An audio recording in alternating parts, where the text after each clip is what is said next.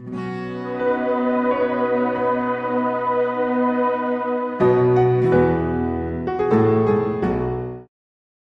we have a question from this mic here? Sure. I just first like to say thank you for coming here. And my name is Puya. So I'm a student drama. And I come from Iran, not Iraq. Iran, the old name Persia. So I come from a religious family. My family are Muslim. But I born as a Muslim. But I didn't want to born as a Muslim because, so as a family I born. But still I haven't accepted Islam because of some certain points. My main question was about the time, like Asian time, back to the 1,000 years ago, when the time the Islam come to my country and we became a Muslim.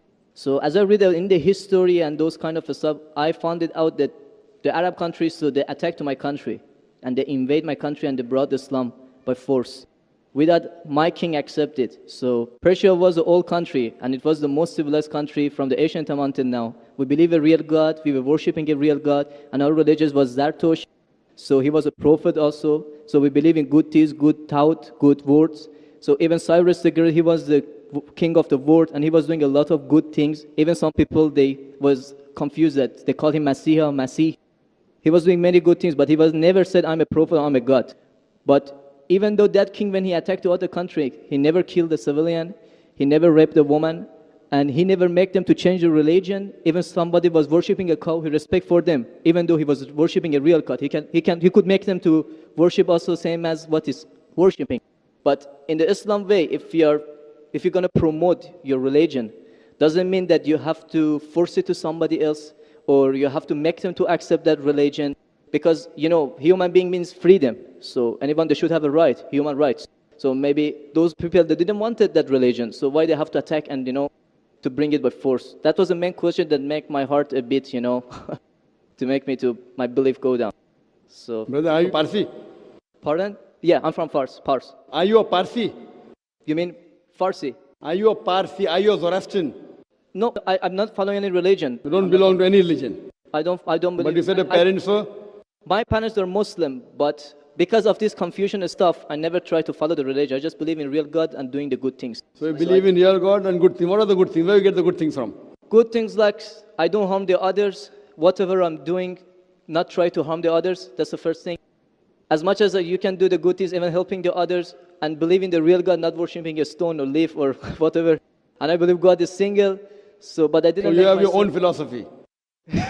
So you want to bring a new religion. I'm not going to make any religion. I'm just following my brain because as I know, God gave us a brain. So I didn't make my mind busy by following the books. When I was 10 years old, I was just thinking until now even. So I tried to follow my brain. Thinking, he's saying, God as long as not a stone. Who told you stone is not a God? Anyway, I'll answer your basic question.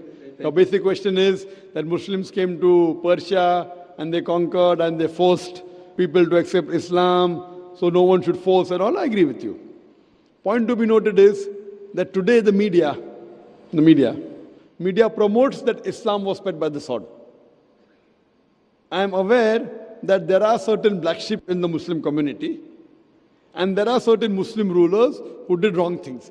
But as a whole, Islam was never spread by the sword. Islam was never spread by the sword. It's spread by sword. Sword. Sword means force. Force, yeah. Like you said, now Muslims came and conquered Persia, etc. You see everywhere it's happening. There are wars taking place.